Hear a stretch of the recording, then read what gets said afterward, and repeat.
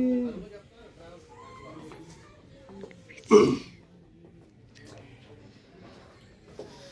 Hello అండి, మా neonatal ICU జర్నీలో కొన్ని సక్సెస్ఫుల్ బేబీ స్టోరీస్.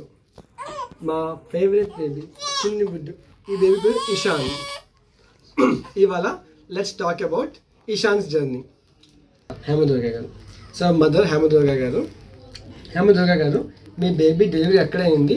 డెలివరీ అయినప్పుడు బేబీకి ఇబ్బంది ఏమైంది? డెలివరీ గాయత్రిలో అయింది సార్.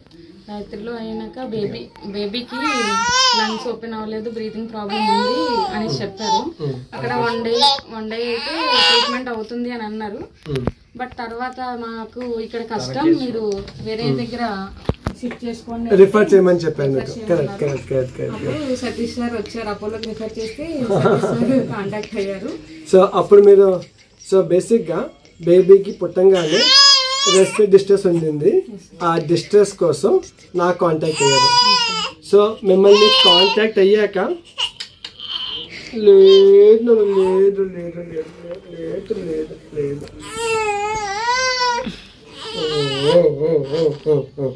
సో నేను మీకు కాంటాక్ట్ అయిన తర్వాత ఏం జరిగిందమ్మా? తర్వాత డైరెక్ట్ మీరే హాస్పిటల్కి వచ్చి సతీష్ సారే బాబుని తీసుకెళ్లారు దగ్గర నుండి. తర్వాత సో ఈ బేబీకి కొంచెం డిఫికల్ట్ రెస్పిరేటరీ డిస్ట్రెస్ ఉండింది. ఆ డిస్ట్రెస్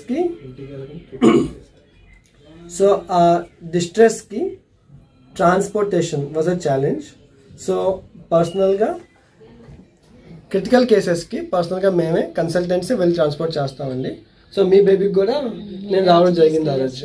ఓకే, సో తర్వాత మీరు హాస్పిటల్కి వచ్చిన తర్వాత, ఎన్ఐసికి వచ్చిన తర్వాత బేబీకి ఏం జరిగింది, ఎలా ఉండింది?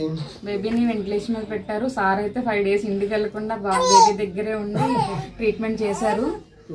సో బేసిక్గా ఈ బేబీకి రెస్పిరేటరీ డిస్ట్రెస్ టర్మ్ బేబీలోని RDS respiratory distress syndrome surfactant deficiency కొంచెం రేర్ అండి.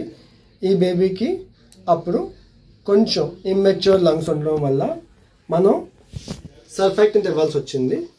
సర్ఫాక్టెంట్ ఇచ్చిన తర్వాత రెస్పిరేటరీ ఎఫర్ట్ తక్కువ ఉండడం వల్ల మనం వెంటిలేషన్ చేసాం. Ventilation and surfactant is a challenging journey, కొంచెం క్రిటికల్, కొంచెం ఛాలెంజింగ్ జర్నీ. అలా ఫస్ట్ 5 days బేబీకి బాగా క్రిటికల్ 10 days సార్ అలా ట్రీట్మెంట్ చేస్తూనే ఉన్నారు. 10 days క్రిటికల్ గానే ఉంది. తర్వాత ఆఫ్టర్ 10 days సార్ స్టేబుల్ అయింది. సో బేసిక్గా ఫస్ట్ 7-10 days మోస్ట్ ఎన్ఐసియూ కేసెస్కి క్రిటికల్ ఉంటుందండి. ఆ క్రిటికల్ ఫేజ్లో మేము as consultants, as a policy మేమే దగ్గర చూసుకుంటూ ఉంటాం బేబీని. వీళ్ళ కేసులో కూడా first 5 days, in fact days and nights కూడా బేబీతో స్పెండ్ చేసాం. మేము క్లోజ్ మానిటరింగ్ పెట్టుకున్న తర్వాత బేబీ ఇంప్రూవ్ అయ్యారు. అప్పుడు మేము కొంచెం వెంటిలేషన్ తీసిన దగ్గర నుంచి రికవరీ ఫేజ్, ఇంకొక 10 days రికవరీ ఫేజ్ ఉండింది. మొత్తానికి ఒక 20 days ఒక టఫ్ జర్నీ నుంచి దాటుకొని సక్సెస్ఫుల్గా బేబీ ఇంటికి వెళ్ళారు. సో అప్పుడు ఉన్నప్పుడు నేను మా టీము మిమ్మల్ని ఎలా చూసుకున్నామండి? చాలా క్లియర్ గా చాలా బాగా చూసుకున్నారు. సార్ వల్లే బాబు మళ్ళీ మా దగ్గరికి వచ్చాడు. సో బేసిక్గా ఎన్ఐసియూలో బేబీ ట్రీట్మెంట్ అంటే 1 person యాక్ట్ కాదండి, ఇట్స్ అ హోల్ టీమ్. మేము మా కొలీగ్స్, మా నర్సింగ్ స్టాఫ్, మా టీం అంతా బేబీని బాగా చూసుకోవడం. మీకు ఎప్పటికప్పుడు బాగా కమ్యూనికేట్ చేసేవాళ్ళం అండి. బాగా కమ్యూనికేట్ చేసేవాళ్ళు. స్టాఫ్ కూడా, నర్సెస్ కూడా చాలా బాగా చూసుకునే వాళ్ళు బాబుని. ఫీడింగ్ టైం లో కూడా వాళ్ళు చాలా కేర్ గా చూసుకున్నారు. సపోర్ట్ ఇచ్చారా? చాలా సపోర్ట్ గా చూసుకున్నారు. సో బేసిక్ గా మా ఒక టీం మొత్తం డే అండ్ నైట్ కష్టపడితే గానీ మదర్స్ ని, బేబీస్ ని హ్యాపీగా ఇంటికి పంపడం కష్టం అండి. So it's a whole team work.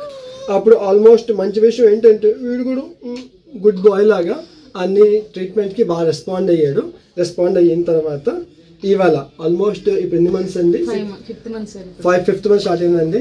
ఇప్పుడు హ్యాపీ పప్పీ లాగా క్యూట్గా ఇషాన్ మా ఓపీకి ఫాలోఅప్కి వస్తున్నాడండి. Thank you so very much అండి.